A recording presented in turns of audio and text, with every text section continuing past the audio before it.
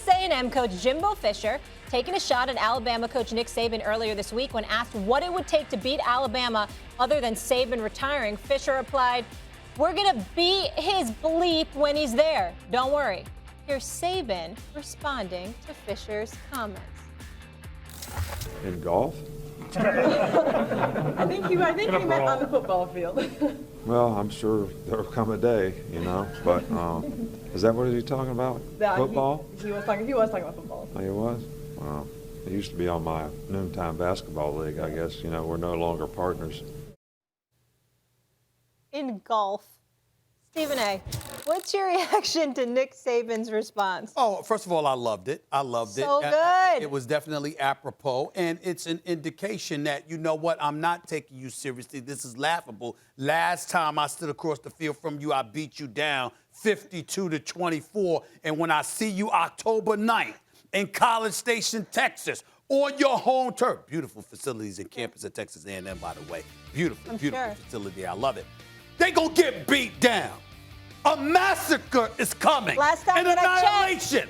College Station. I love Texas A&M. I love that campus. But you ain't Alabama. Make no mistake about it. That was a mistake that damn Jimbo Fisher made. Now, you can make that when you get a 10-year, $75 million contract, which is what he signed a few years ago when he left Florida State, to go there. And I get all Big that. time money. But let me tell you something right now, okay? There's a reason you haven't been in that national title picture. And you know why? Because of Nick Saban and Alabama. Not just to mention that in LSU. You going down. And he's going to go down in a very, very embarrassing fashion. Jimbo Fisher done cut a check. He set himself up. He done cut a check that his staff and his players can't cash. October 9th, right now, okay, in May, I am announcing that October 9th, that is June, July, August, September, October, 5 months and 2 days from today, a beatdown of epic proportion Massacre is coming their way. Oh, my goodness. You can book it.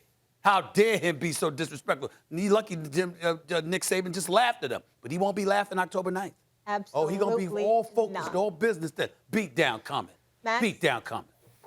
This is a level of gangsterism only a few coaches can get away with. Say it, mess around, and have everyone be like, yeah, don't poke the bear.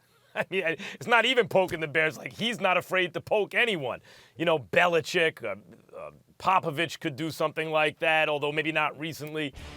Paul Feinbaum said recently, guys, that he believes Bill Belichick's gotten lazy in his old age compared to Nick Saban.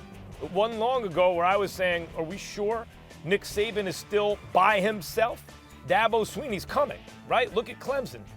Who would we say is sitting on top of the hill right now, still? And Dabo Swinney's no easy challenger to fend off. And there have been others, Urban Meyer and others, great college coaches, and yet one man sits alone on top of the mountain, and it's Nick Saban. And what he just said about a rival head coach was pure gangsterism. Jimbo Fisher is 0-3 against Nick Saban. He's never beaten Nick Saban. But do you know what the last score was? And also, in his career, Nick Saban's career against his assistants, former assistants, he's 23-0. He's never lost. I just want to say that. Thanks for watching ESPN on YouTube. For live streaming sports and premium content, subscribe to ESPN+.